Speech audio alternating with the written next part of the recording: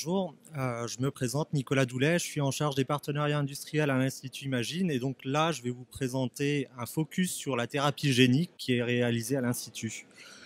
Comme Marion l'a expliqué, on est un institut hospitalo-universitaire, donc on a des compétences à la fois précliniques, laboratoires, avec nos équipes INSERM et universitaires, mais également cliniques avec la PHP. Donc l'Institut Imagine a pour objectif en fait de mieux comprendre les maladies rares d'origine génétique, principalement monogéniques, pour mieux les traiter et mieux les diagnostiquer. Donc il y a un vrai enjeu de réduction des délais de thérapie et du coup de limiter l'errance diagnostique de ces patients. Je vais passer rapidement, Marion l'a déjà présenté tout à l'heure. Principalement, en fait, on travaille avec un consortium, en fait, avec les différents responsables de la recherche, que ce soit avec les patients qui viennent en consultation sur le site de l'Institut Imagine, également avec les médecins, les coordinateurs de recherche clinique dans les centres de référence et les unités cliniques, et ensuite avec les laboratoires de recherche associés. Donc, grâce à l'accès aux échantillons de patients, on peut ainsi mieux comprendre et mieux caractériser les pathologies rares. On peut également ainsi déterminer les causes génétiques, que ce soit des variants ou des mutations, et réaliser ensuite des modèles cellulaires et animaux qui vont permettre de mieux comprendre la pathologie. Grâce à ça, on peut identifier des fois des solutions thérapeutiques, que ce soit des petites molécules, de la thérapie génique, cellulaire, des anticorps, des peptides, etc. et revenir vers le patient avec une solution thérapeutique. Donc, au niveau de l'Institut Imagine, donc on a réfléchi à cet institut comme une sorte d'institut regroupant l'ensemble de ses expertises. Au rez-de-chaussée, donc le site de consultation et des médecins qui regroupe du coup le côté centre de référence unité clinique et également les centres d'investigation clinique. Et ensuite, on a 4 étages de laboratoires de recherche. Également des plateformes associées, des laboratoires privés tels qu'Alexion, et on a également constitué un programme de bio-entrepreneuriat pour développer des startups à l'Institut.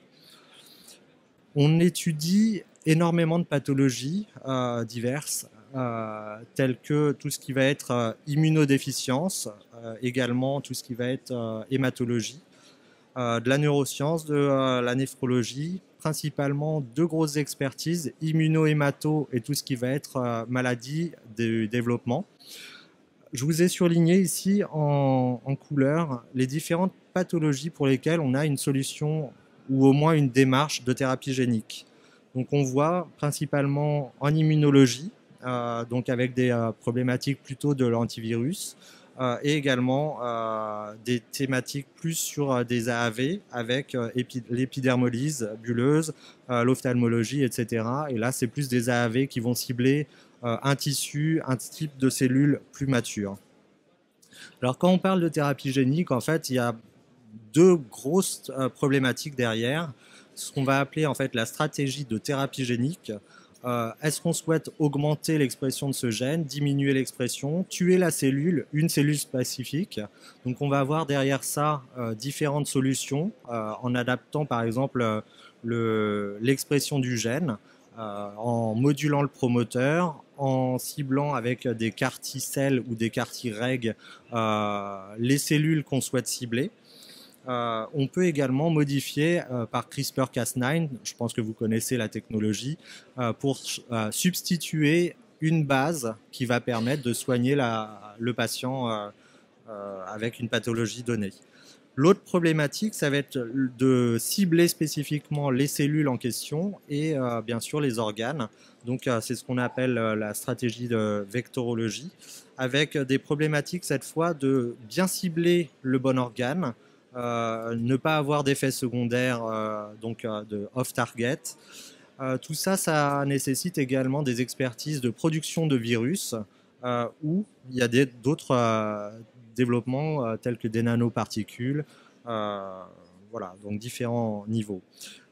La problématique derrière va être un peu proche de celle de la vaccination, de production de virus, et donc on va être sur des taux de ce qu'on appelle du coup de titration pour avoir suffisamment de cellules modifiées pour permettre d'avoir un effet thérapeutique.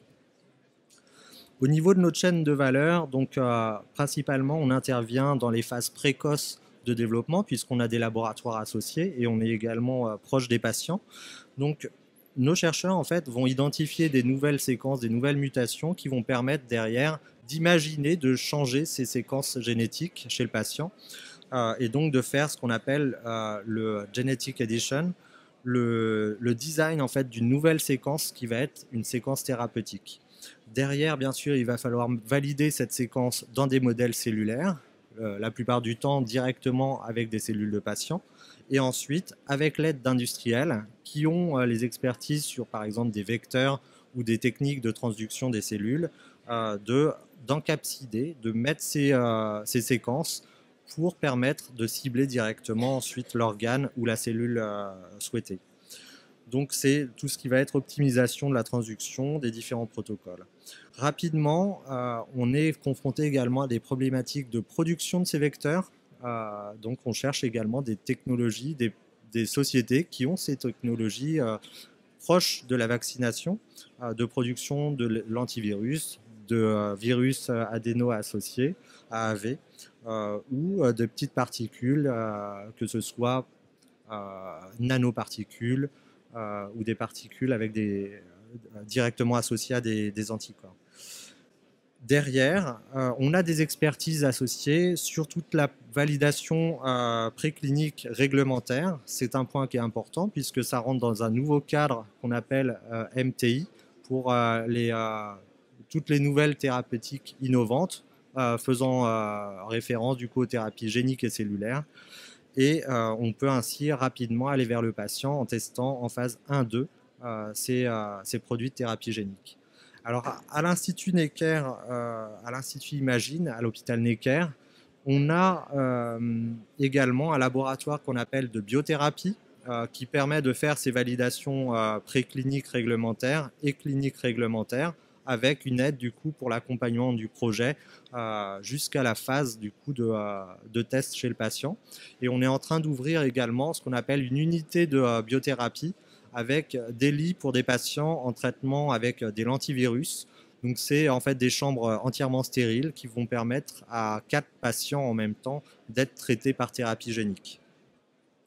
Principalement, on est actuellement sur différents projets, que ce soit immunologie, hématologie, mais on voit également qu'on a des projets en vert, par exemple, sur l'ophtalmologie pour traiter l'amorose congénitale de Leber, la maladie de Stargardt également, sur des phases pour le moment précliniques, mais également pour traiter l'épidermolyse bulleuse, une maladie rare de la peau. Toutes ces pathologies en fait sont confrontées à des problématiques à chaque fois différentes, donc c'est vraiment du sur-mesure. En maintenant 2 ans, on a été labellisé pour être le coordinateur de ce qu'on appelle le domaine d'intérêt majeur pour la région Île-de-France, DIM, pour la thérapie génique. Et le professeur Marina Cavazana coordonne ce domaine d'intérêt majeur. Principalement, l'intérêt, c'est de regrouper les différentes expertises de la région Île-de-France en thérapie génique et cellulaire pour promouvoir cette approche innovante et faciliter, améliorer et accélérer l'accès au traitement. Donc on voit que différents acteurs font partie de ce consortium, dont la PHP, l'INSERM, la FM Téléthon bien sûr, l'hôpital Necker, différents hôpitaux en fait, et également tout un réseau d'industriels qui se positionnent également sur ce nouveau type de thérapie. Principalement, ces industriels sont soit sur une thérapie de type LV, l'antiviral, AAV, ou proposent des nouvelles technologies qui sont du coup complémentaires des nôtres. En septembre dernier, on a organisé une journée en fait de rencontres chercheurs et industriels qu'on appelle les Gene Therapy Partnering Day, qui a eu lieu à Paris. Ça a permis en fait à une centaine 140 participants de se rencontrer, d'échanger sur les différents développements et également d'imaginer l'avenir aussi bien réglementaire que le développement de cette thérapie génique. En février prochain, on va également organiser 2 jours principalement des conférences sur les différents aspects de la thérapie génique. Et donc, je vous invite, si vous êtes intéressé, à venir nous rejoindre à cette occasion. Ça sera du coup un petit peu ce qui se fait de mieux en thérapie génique sur les différents aspects, que ce soit drépanocytose, bêta-thalassémie, sur des pathologies oculaires, en dermatologie également. Voilà, donc n'hésitez pas à nous contacter si vous avez des questions et des technologies également intéressantes à développer ensemble. Merci.